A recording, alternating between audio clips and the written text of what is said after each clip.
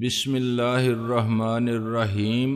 گمنام ہیرو کے معزز ناظرین، السلام علیکم۔ آئیے چلتے ہیں کہانی کی طرف۔ نہ اندرا گاندھی کو خود اس کا محافظ قتل کرتا اور نہ لیاقت علی خان کو وہی لوگ شہید ملت کے منصب پر فائز کرتے جن پر انہیں اعتماد اور بھروسہ تھا۔ میرا ان سب بڑے لوگوں سے کوئی موازنہ نہیں تھا۔ میں بہت چھوٹا اور بہت عام سا آدمی تھا جس کے دشمن اس کی جان لینے کا تہیہ کر لیں تو پھر اسے صرف خدا ہی بچا سکتا ہے، ورنہ وقت آ جائے تو موقع خود بن جاتا ہے۔ اس کے باوجود میرے لیے اپنی زندگی کی حفاظت ایک فریضہ تھا، کیونکہ یہ خدا کی عطا کردہ نعمت تھی۔ میں نے رئیس سے پوچھا، اسلحہ کیا ہے تیرے پاس؟ رئیس نے قمیض کو ایک طرف سے اٹھا کے بیلٹ میں اڑتے ہوئے خطرناک ریوالور کا دیدار کرایا۔ سلنسر والا ہے، قسم اللہ کی، جسے گولی لگے اسے بھی بس اپنی ہی ہائے سنائی دیتی ہے۔ میں نے کہا، شہر میں بدماش بنا پھرتا ہے اور اس پر اکڑتا ہے۔ اور بھی ہے پیارے، یہ دیکھ، اس نے پیچھے والی سیٹ اٹھائی، کلاشنکوف، مگر جتنی دیر میں تو اسے یہاں سے نکالے گا تیری یہ بدروح جو تیرے جسم کی حوالات میں قید ہے جہنم میں زیر تفتیش ہوگی۔ یار، آج اپنی دوسری باتوں کی پریشانی میں بھول گئے، ورنہ اسے تو ہم رکھتے ہیں اپنے قدموں میں پیروں کی جوتی کی طرح۔ اس نے کلاشنکوف اٹھا کے آگے رکھ لی اور پیچھے والی سیٹ برابر کر دی۔ میں ابھی آیا، 2 منٹ میں نے چٹکی بجائی، خیال رکھ کہیں وہ کتے بو سونگتے ہوئے پیچھے نہ آ جائیں۔ قسم اللہ کی، بون کے رکھ دوں گا سالوں کو، وہ بولا۔ میں نے جنرل سٹور میں باہر کی جو چاکلیٹ مانگی وہ مجھے مل گئی۔ قمر کو 2 ہی برانڈ پسند تھے۔ میں نے کہا کہ یہ سب گفٹ پیک کر کے اسی وقت بھجوا دی جائے۔ ایک خوش پوش اور خوش اخلاق شخص نے مجھ سے پتہ لے لیا، وہ مالک تھا یا مینیجر۔ ہم ہوم ڈلیوری سروس نہیں کرتے سر، لیکن آپ کو انکار کیسے کر سکتے ہیں؟ اس نے مجھ سے ہاتھ ملا کے کہا۔ آپ مطمئن رہیں شاہ عالم صاحب، ڈلیوری وقت پر ہو جائے گی انشاءاللہ، میرے پیچھے کھڑے ہوئے ایک شخص نے کہا، اور میں نے پلٹ کر دیکھا تو اس کی بیوی اپنے شوہر کی اس شرارت امیز بےہودگی پر خفگی کا اظہار بھی کر رہی تھی اور شرم سے لال بھی ہو رہی تھی۔ وہ بہت جلد ماں بننے والی تھی۔ سٹور کا مالک جھینپ کر اپنی مسکراہٹ کو دبانے لگا۔ میں نے کہا، میں ایکسٹرا چارجز دوں گا اور لے جانے والے کو معقول انعام بھی، لیکن یہ بالکل معلوم نہیں ہونا چاہیے کہ تحفہ میری طرف سے ہے۔ اس سسپینس میں سرپرائز ہے، وہی تحفے کی قیمت ہے۔ میں سمجھ گیا سر، وہ بولا۔ ایکسٹرا چارجز اور انعام کی کوئی حیثیت نہیں، آپ کا آنا ہی ہمارے لیے عزت افزائی کی بات ہے۔ میں اپنے خاص آدمی کو اپنی گاڑی میں بھیج دوں گا۔ باہر آ کے مجھے احساس ہوا کہ نادانستگی میں مجھ سے ایک بھول ہو گئی ہے، مجھے خود نہیں جانا چاہیے تھا۔ میں رئیس کو بھیج دیتا تو افشائے راز کا کوئی خطرہ ہی نہ ہوتا۔ اب یقین کے ساتھ نہیں کہا جا سکتا تھا کہ گفٹ پہنچانے والا کسی کو کچھ نہیں بتائے گا۔ یہ ہو سکتا تھا کہ وہ اپنی طرف سے رازداری کا پورا خیال رکھے اور تحفہ صرف دلہن یا دولہا کے ہاتھ میں دے اور پوچھنے پر کان میں بتا دے کہ شاہ عالم صاحب خود تشریف لائے تھے۔ میں نے ہاتھ سے رئیس کو اشارہ کیا اور خود پلٹ کے سٹور میں پہنچا۔ وہ میرا خیال کچھ بدل گیا ہے۔ سٹور کے مینیجر کا چہرہ اتر گیا۔ آپ آرڈر کینسل کرنا چاہتے ہیں؟ میں نے کہا، نہیں، تحفہ میں خود ہی لے جاؤں گا، آپ پیکنگ کرا کے مجھے دے دیں۔ جیسے آپ کی مرضی سر، وہ بولا۔ آپ تشریف رکھیں، میں گفٹ کی اسپیشل پیکنگ کرا رہا ہوں، 10 منٹ لگیں گے۔ تشریف رکھنا زیادہ ضروری نہیں تھا، مگر اس شریف آدمی نے مزید مہمان نوازی کا ثبوت یوں دیا کہ ایک ٹھنڈی بوتل بھی میرے ہاتھ میں تھما دی کہ میں انتظار کے دوران میں اس سے شوق فرماؤں۔ معلوم نہیں رئیس نے میرے اشارے کا کیا مطلب لیا تھا۔ وہ اب نیچے اتر کے ہر ٹائر کو ٹھوکر مار رہا تھا، غالباً یہ دیکھنے کے لیے کہ کسی میں ہوا تو کم نہیں ہے، حالانکہ دور سے مجھے سب ٹھیک ہی لگ رہے تھے۔ چونکہ ایک بات ہوئی تھی، اس لیے مروت میں بوتل قبول کرنا میری دوسری غلطی بن گیا۔ اس سے میرا دھیان تھوڑی دیر کے لیے رئیس کی طرف سے ہٹ گیا۔ میں نے پھر دکان کے بڑے بڑے شیشوں سے باہر دیکھا تو مجھے صرف گاڑی نظر آئی، رئیس نہ جانے کہاں چلا گیا تھا۔ اچانک میں نے اسی موٹر سائیکل والے کو دیکھا جو لو می بیبی کی درخواست اپنی پشت پر لیے پھر رہا تھا۔ میں ایک دم اٹھا اور دروازے کی طرف بڑھا۔ آپ کا پیکٹ سر، پیچھے سے اسٹور کے مینیجر نے کہا۔ میں رک کے واپس ہوا۔ Thank you. میں نے بوتل کاؤنٹر پر رکھی جو ابھی آدھی سے کم خالی ہوئی تھی اور پیکٹ لے لیا۔ اسے اتنی خوبصورتی سے اتنے کم وقت میں پیک کرنا یقیناً قابل تعریف بات تھی، لیکن اس وقت مجھے اتنی فرصت نہیں تھی کہ میں اور کچھ کہتا۔ میں نے پھر دیکھا تو چند سیکنڈ کے لیے باہر کا منظر میری نظروں سے اوجھل ہو گیا۔ خواتین اور بچوں کا ایک گول اندر آ رہا تھا اور دوسرا قافلہ خریداری سے فارغ ہو کے باہر جا رہا تھا۔ عین دروازے کے سامنے ان کی ملاقات ہوئی اور انہوں نے حیرت اور خوشی کی غیر ضروری چیخوں کے ساتھ ایک دوسرے سے مصافحہ کیا اور ارے تم یہاں کہتے ہوئے دو خواتین نے گلے ملنا بھی ضروری سمجھا۔ یوں لگتا تھا جیسے دنیا سے رخصت ہونے کے بعد ان کی ملاقات میدان حشر میں بھی نہیں ہوئی اور وہ ایک دوسرے کو جہنم میں دیکھ کر سخت حیران پریشان ہیں، خواہ دل میں یہی سوچ رہے ہوں کہ اسے تو یہاں آنا ہی تھا۔ میں بڑی معذرت اور تھوڑی بہت بدتمیزی کے ساتھ اس ہجوم سے گزر کے باہر پہنچا تو لو می بیبی غائب تھا۔ گاڑی کے چاروں ٹائر بیٹھ چکے تھے اور رئیس کمر پر ہاتھ رکھے ہکا بکا اور بہت غصے میں کھڑا ہر طرف دیکھ رہا تھا۔ یہ کیا ہوا؟ میں نے کہا۔ رئیس نے برہمی سے کہا، فلاں کی فلاں فلاں فلاں ہوا۔ اتنی دیر کی تو نے؟ کتنی دیر کی؟ میں نے گھڑی دیکھی، 10 منٹ میں واپس آ گیا ہوں۔ مگر تو کہاں گیا تھا؟ میں نے کہا تھا کہ کہیں جانا نہیں۔ میں کیا ولایت چلا گیا تھا؟ سامنے دکان سے ایک پان لیا، اس نے ہاتھ سے اشارہ کیا، 1 منٹ میں واپس آ گیا۔ میں نے کہا، اور اسی 1 منٹ میں وہ آیا تھا لو می بیبی۔ رئیس اچھل پڑا۔ اچھا تو نے دیکھا تھا اسے؟ مگر یار یہ کام اس کا نہیں ہو سکتا۔ رئیس نے اپنے بند ہاتھ کی مٹھی کھولی، اس میں 4 ننھے منھے چمکیلے تیر نظر آ رہے تھے، سوئی سے ذرا موٹے 2 انچ لمبی کیل جیسے تیر دیکھ کے میں بونچ کا رہ گیا۔ رئیس یہ تو؟ رئیس نے اقرار میں سر ہلایا۔ ہاں میں بھی دیکھ رہا ہوں کہ وہ حرامی ہے کہاں، نظر آ جائے تو یہی تیر اس کی میں مار کے بتاؤں کہ حرامی پن کیا ہوتا ہے۔ جس جگہ کا اس نے نام لیا تھا اسے شرفا کی زبان میں تشریف کہتے ہیں۔ میں نے کہا، اس کا اتنے عرصے سے کچھ پتہ نہیں۔ یہ مذاق کیا ہے اس نے ہمیں دیکھ کر یا؟ ہاں مذاق کی کوئی بات نہیں، لیکن بوبی نے کسی کے کہنے سے پنگا لیا ہے، استادوں سے تو اس سالے کی خیر نہیں۔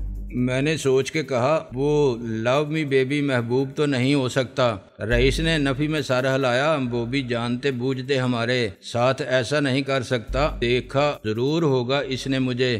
میں نے کہا، ابے چھوڑ یہ باتیں، اسے بھی پیسہ دیا ہوگا کسی نے۔ بوبی یاری کو دیکھے گا تو پیسہ دینے والوں کو کیا جواب دے گا؟ تم سب سالے کون سے شریفانہ کام کرتے تھے جو کچھ تو کرتا رہا؟ خدا بخش مندرال کے لیے اگر وہی بوبی کر رہا ہے تو حیرانی کیسی؟ بوبی کے سوا ایسے تیر سے کوئی کام نہیں کر سکتا۔ رئیس نے افسردگی سے کہا۔ اسے ایک جذباتی صدمہ ہوا تھا کہ دوست کہلانے والے بوبی نے دشمنوں کا ساتھ دینا قبول کیا، مگر صرف پیسے کی خاطر۔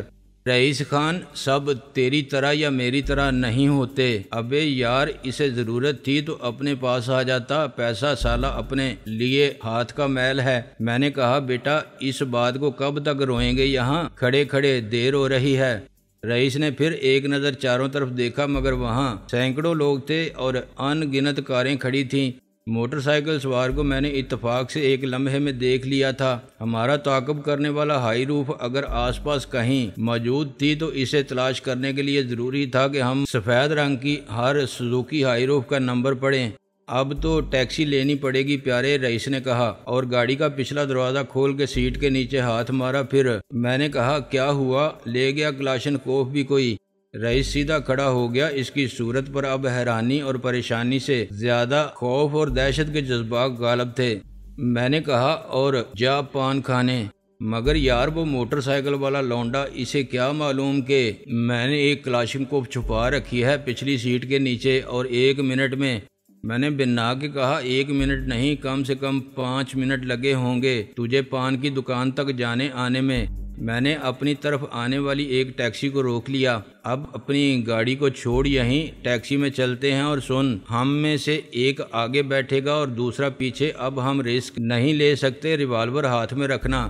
مگر ہونے والی بات کو ہونا تھا، چنانچہ میں نے تیسری غلطی کی اور ٹیکسی میں آگے بیٹھ گیا۔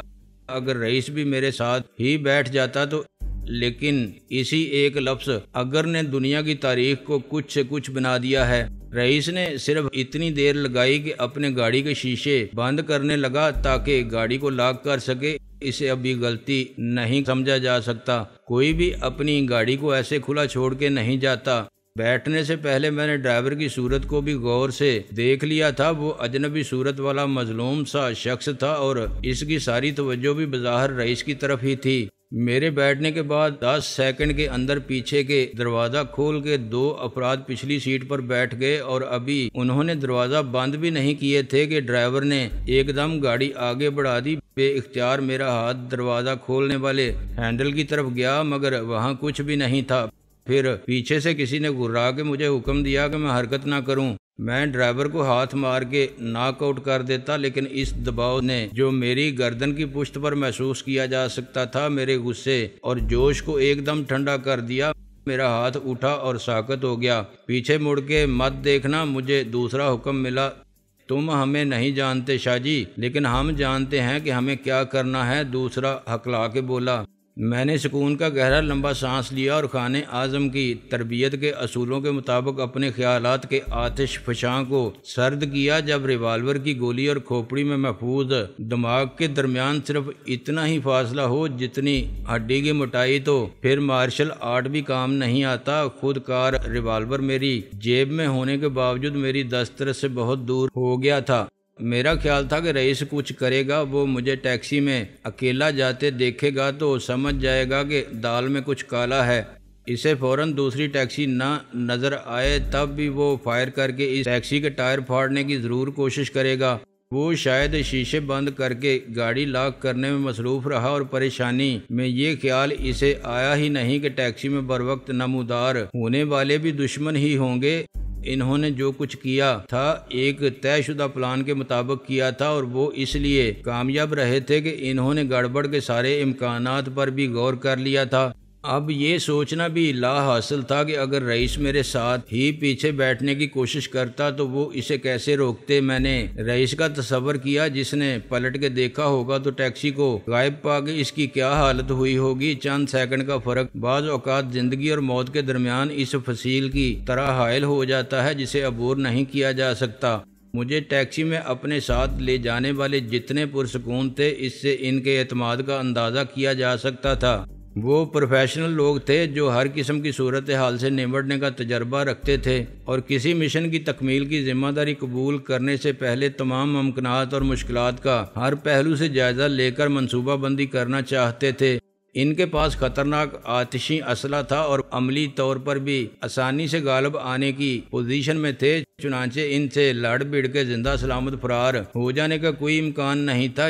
ڈرائیور نے جی پی او سے الٹے ہاتھ کی طرف موڑ لیا۔ ٹریفک یہاں بھی کم نہیں تھا۔ میں نے ایک پولیس سارجنٹ کو موٹر سائیکل پر اپنے قریب سے گزرتے دیکھا اور نظر انداز کر دیا۔ اگر میں چاہتا تو چلائے بغیر بھی اسے بتا سکتا تھا کہ مجھے اغوا کیا جا رہا تھا، مگر مجھے معلوم تھا کہ جواب میں تھانے دار کا رد عمل یہی ہوگا کہ پھر میں کیا کروں گا، جا کے علاقہ تھانے میں رپورٹ لکھوا دو، میں ٹریفک کنٹرول میں ہوں۔ وہ علاقہ تھانے دار ہوتا تب بھی پہلے یہ پوچھتا کہ اغوا ہونے والے کام کیوں کرتے ہو بچوں، اور تم چاہتے ہو کہ میں تمہیں اغوا کنندگان سے بچانے کے لیے کچھ کروں تو یہ بتاؤ کہ کچھ کرنے میں کیا فائدہ ہوگا۔ جتنی رقم اغوا کرنے والے بطور تاوان طلب کریں گے اس سے آدھے میں سودا کرتے ہو مجھ سے۔